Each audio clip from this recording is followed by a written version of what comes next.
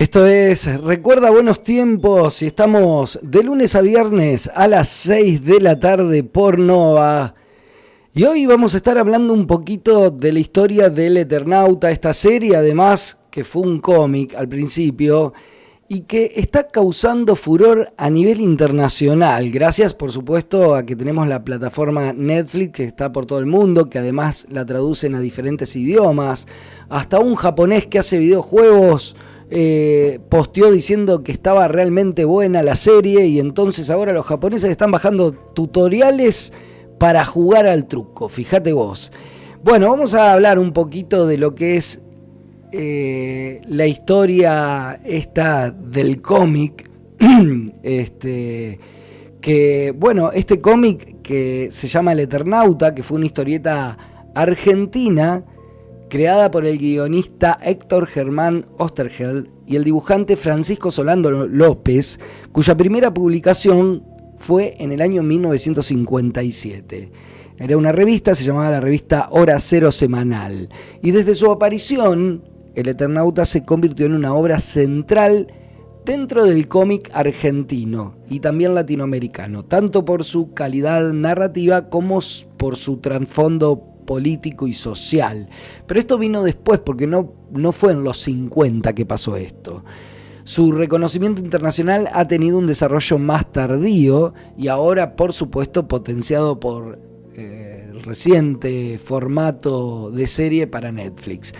La historia, bueno, ya muchos la han visto, pero comienza con una nevada mortal que cae sobre Buenos Aires y Juan Salvo, el protagonista, en la historieta. Ahora voy a hablar de la historieta, obviamente está protagonizado por Darín, esta serie de la que está hablando todo el mundo, y cuando digo todo el mundo es todo el mundo.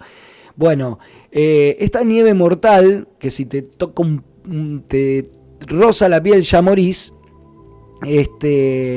justo cae sobre Buenos Aires y Juan Salvo, el protagonista, junto a su familia y un grupo de vecinos, resiste en una casa mientras el mundo exterior se desmorona. Pronto descubren que la nevada es parte de una invasión extraterrestre silenciosa y progresiva. Y lo interesante del Eternauta es que no se trata de una invasión como estamos acostumbrados a la invasión hollywoodense, llena de explosiones y acción inmediata, sino que se trata de una ocupación lenta, calculada, manipuladora. Los invasores se valen de capas intermedias, otros pueblos conquistados que ahora actúan como verdugos, lo que añade una dimensión simbólica de dominación que resonaría con las experiencias latinoamericanas del siglo XX.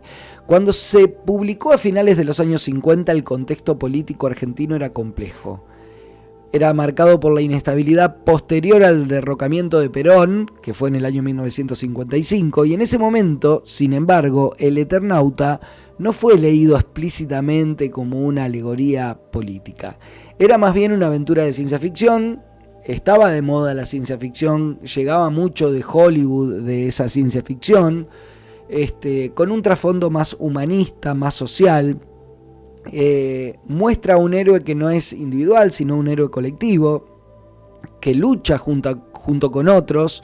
Ustedes saben que Argentina está vista como, más allá de que hay muchos chantas, como un país que se vale de su solidaridad. La solidaridad de la gente argentina, nosotros la conocemos bien. Bueno, es cuando te quedas sin yerba le pedís al vecino. Bueno, todas esas cosas que tienen que ver con Argentina están de alguna manera puestas ahí. Todo el argentinismo está puesto en la serie. Estuve viendo unos capítulos, llegué hasta el tercero. Todavía me falta terminar de ver. Le hago caso a Darín, que dijo no la vean de un solo saque, que nos costó 8 meses para hacerla. Bueno, este héroe que se convierte en héroe por la circunstancia y que elige luchar junto a otros, no como un elegido, un individuo excepcional, como siempre estamos acostumbrados ahí con la visión yanqui, sino que esa visión de la resistencia en comunidad, de resistencia comunitaria, alejada precisamente del individualismo clásico, del héroe que nos muestra generalmente las películas de Hollywood. Este fue uno de los motivos por lo que con el tiempo la obra fue resignificada. Bueno, ¿por qué una obra de los 50 termina siendo parte de un relato político incluso, y que tiene que ver con el proceso militar? Bueno, años después, en los 70, Oesterheld la reescribía el Eternauta desde una mirada mucho más militante. En esta segunda versión, que se publicó en el año 1976, Juan Salvo ya no era solo un sobreviviente, sino un combatiente revolucionario. Porque en este periodo, Oesterheld había abrazado una militancia política activa, era parte del peronismo revolucionario y en particular de la organización Montoneros. Y entonces desde esa perspectiva utilizaba el lenguaje de la historieta para transmitir ideales de lucha contra la opresión y el compromiso político. La resignificación política del Eternauta se termina de consolidar en el gobierno kirchnerista. Esa mirada política de ese cómic, especialmente a partir del 2003, cuando el discurso oficial empezó a reivindicar fuertemente la memoria, la verdad, la justicia en relación con los crímenes de la dictadura. Y en ese marco, la figura de Oesterheld fue elevada como un emblema del artista comprometido, del intelectual, que no se quedó al margen. El propio cómic fue usado en campañas murales y actos como metáfora de la resistencia frente a la opresión, ya no alienígena, sino que como un poco rescatando lo que había pasado en la época del proceso.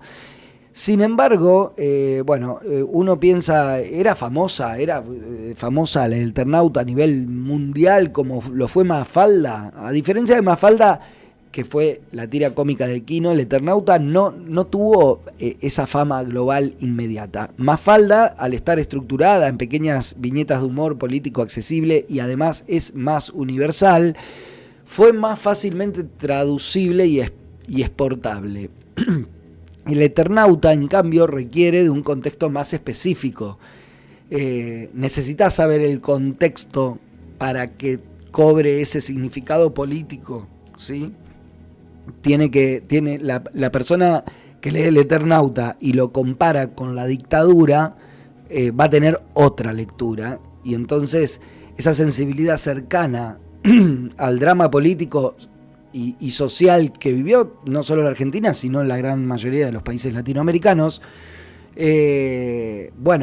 esa traducción no se podía hacer, aunque su narrativa de ciencia ficción le da una potencia simbólica, que hoy, gracias a fenómenos como las series en plataformas globales, puede ser redescubierta, y de hecho está pasando.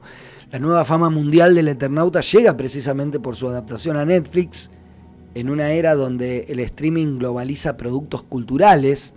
Esta historia argentina ahora puede dialogar con audiencias de todo el mundo.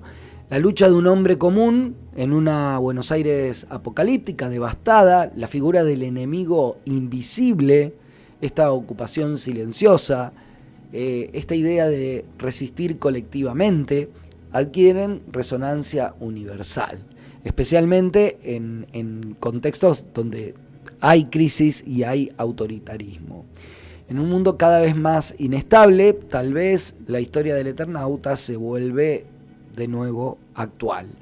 Y así, lo que comenzó como una historieta de ciencia ficción en los años 50, escrita por un guionista con inquietudes humanistas, se transformó después con la relectura en una obra de culto. Como símbolo político y finalmente en un relato transnacional.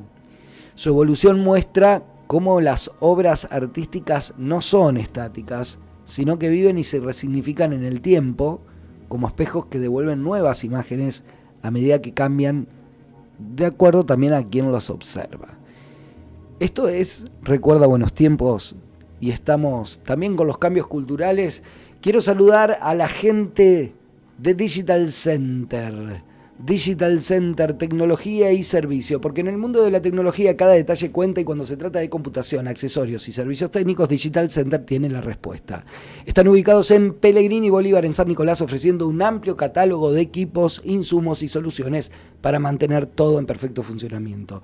¿Necesitas un controlador fiscal? En Digital Center no solo lo conseguís, sino que también recibís el mejor asesoramiento para su correcto uso. ¿Tenés problemas con tu PC, con tu impresora? Bueno, tiene un servicio técnico especializado que te va a brindar soporte rápido y eficiente, atención personalizada, calidad garantizada y emisión de facturas A y B para empresas.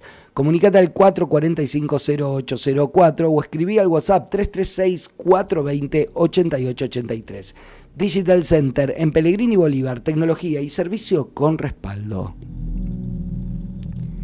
Estamos hasta las 8 de la noche, desde las 6 hasta las 8, con los mejores capítulos de la música. Lo que sigue ahora, me encanta este tema, Was.